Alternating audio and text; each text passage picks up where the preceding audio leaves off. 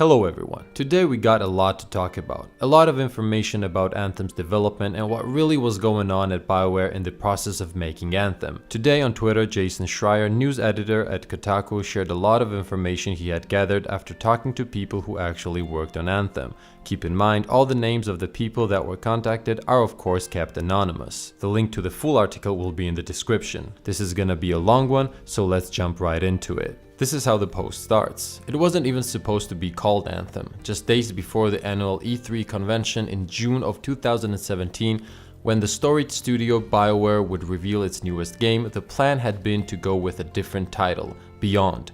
They'd even printed out Beyond t-shirts for the staff. Then less than a week before the Los Angeles press conference, held by Bioware's parent company, Electronic Arts, word came down that securing the rights to the trademark would be too difficult. Beyond was ruled out. The leadership team quickly switched to one of their backup options, Anthem. But whereas Beyond had been indicative of what Bioware hoped the game would be, you'd go out beyond the walls of your fort and into the dangerous wilds around you, Anthem didn't really mean much. Everybody was like, well, that doesn't make any sense. What does this have to do with anything? Said one person who worked on the game. Just days before their game's announcement, the team at Bioware had a brand new name that nobody really understood. Such major last-minute upheaval might seem strange to an outside observer, but not an Anthem. It was common. Very few things went right in the development of Bioware's latest game, an online cooperative shooter that was first teased in mid-2012 but spent years floundering in pre-production. Many features weren't finalized or implemented until the very final months. And to some who worked on the project, it wasn't even clear what kind of game Anthem even was until that E3 demo in June of 2017, less than 2 years before it actually came out. Later, they came up with an explanation for the name. The game's planet was enveloped by something called the Anthem of Creation, a powerful, mysterious force that left environmental cataclysms across the world. Perhaps most alarming, it's a story about a studio in crisis. Dozens of developers, many of them decade-long veterans, have left Bioware over the past 2 years. Some who have worked at Bioware's longest-running office in Edmonton talk about depression and anxiety. Many say their co-workers had to take stress leave, a doctor-mandated period of weeks or even months worth of vacation for their mental health. One former Bioware developer told me they would frequently find a private room in the office, shut the door, and just cry. People were so angry and sad all the time, they said. Depression and anxiety are an epidemic within Bioware. I actually cannot count the amount of stress casualties we had on Mass Effect, Andromeda, or Anthem, said a third former Bioware developer in an email. A stress casualty at Bioware means someone had such a mental breakdown from the stress they're just gone for 1 to 3 months. Some come back and some don't. EA and Bioware declined to comment on this story. Many at the company now grumble that the success of 2014's Dragon Age Inquisition was one of the worst things that could have happened to them. The third Dragon Age, which won Game of the Year at the 2014 Game Awards, was the result of a brutal production process plagued by indecision and technical challenges. It was mostly built over the course of its final year, which led to lengthy crunch hours and lots of exhaustion. Some of the people in Edmonton were so burned out, said one former Bioware developer, they were like, we needed Dragon Age Inquisition to fail in order for people to realize that this isn't the right way to make games. In this next part, they talk about the whole project of Anthem, or should I say Beyond, their vision and ideas behind it. It's really interesting, so let's take a look. At the beginning, they called it Dylan. In late 2012 and 2013, while finishing up the Mass Effect trilogy, Bioware's director Casey Hudson and a small team of longtime Mass Effect developers started work on a project that they hoped would be the Bob Dylan of video games, meaning something that would be referenced by video game fans for years to come. Even within Bioware, it was a mystery project. You needed a password to get into the wiki, according to one person who was on it. For a while, the team stayed small. Most of Bioware's staff were on Dragon Age Inquisition, which needed all hands on deck in order to ship by the end of 2014.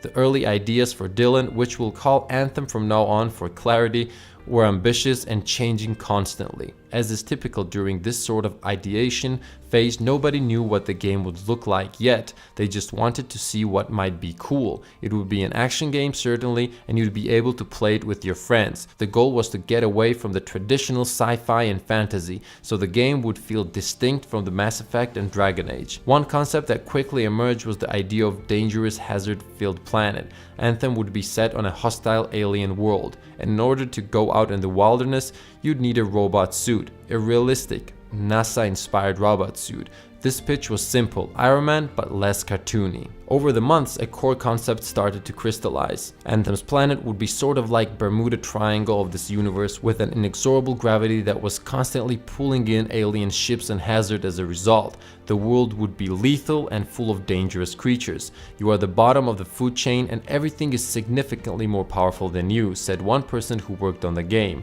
when describing these early iterations of Anthem. Developers have made comparisons to Dark Souls, Darkest Dungeon, even Shadow of the Colossus. There would be big, scary creatures out in the world, and your job would be to see how long you could survive. One prototype allowed the player to attach themselves to a giant monster, others centered on the atmosphere, the weather, and environmental effects.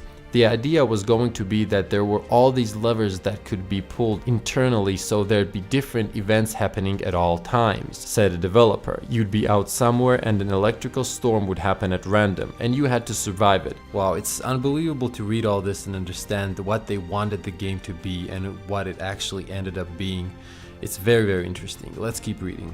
Take a look at this, guys. This is pretty crazy. By the beginning of 2018, by another former developer's recollection, Anthem's progress was so far behind that they'd only implemented a single mission.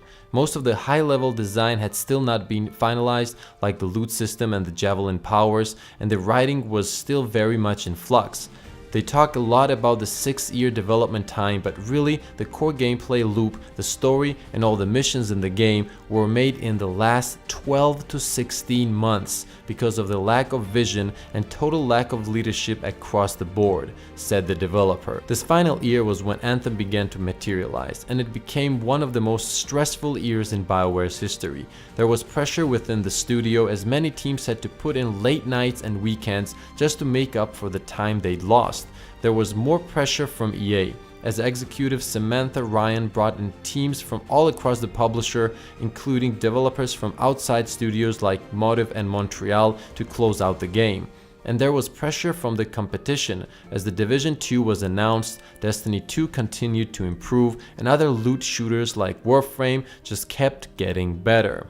I don't know how accurate this is, said one Bioware developer, but it felt like the entire game was basically built in the last 6 to 9 months. You couldn't play it, there was nothing there, it was just this crazy final rush. The hard part is, how do you make a decision when there's no game? There's nothing to play, so yeah, you're going to keep questioning yourself. It's not unusual for a video game to be in rough shape close to launch. Some of the best video games in history, like The Last of Us, came out of the rocky development cycles in which many of the staff felt like they were screwed until everything coalesced at the last minute. Something about Anthem felt different though. Too much had gone awry, too many ambitions had not been realized. I think if just one thing had gone wrong, we would have navigated that, said the developer. This is also a very interesting read. I don't think we knew what Anthem was going to be when it shipped, said one developer. If we had known the shipped game would have that many problems, then that's a completely different take than, oh, it's okay to get this out now because we can improve it later.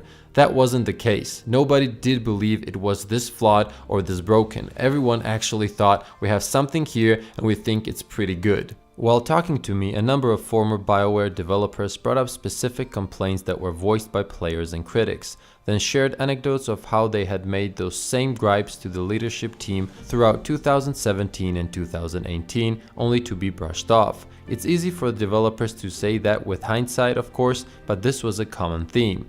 Reading the reviews is like reading a laundry list of concerns that developers brought up with senior leadership, said one person who worked on the game. In some cases, perhaps they just didn't have time to address the issues, but these former Bioware developers said they brought up bigger picture concerns years before the game shipped. I think Anthem might be the kick in the butt that Bioware leadership needed to see, that how you develop games has changed dearly, said one former staffer. You can't just start fresh and fumble your way forward until you find the fun. That doesn't work anymore. Perhaps Anthem will morph into a great game one day. A few people who worked on it have expressed optimism for the future. The game that emerged from a 6.5-year development cycle was the result of a number of difficult, complicated factors. Ones that won't be quite as easy to fix as Anthem's loot drop rates or loading screens. When the Anthem team started development back in 2012, they hoped to make the Bob Dylan of video games, one that would be referenced and remembered for generations. They might have accomplished that, just not in quite the way they hoped. And that's how the article ends. It was a great read, so I'm gonna drop the link for the full version in the description so you guys can take a look yourself. It's definitely worth the time.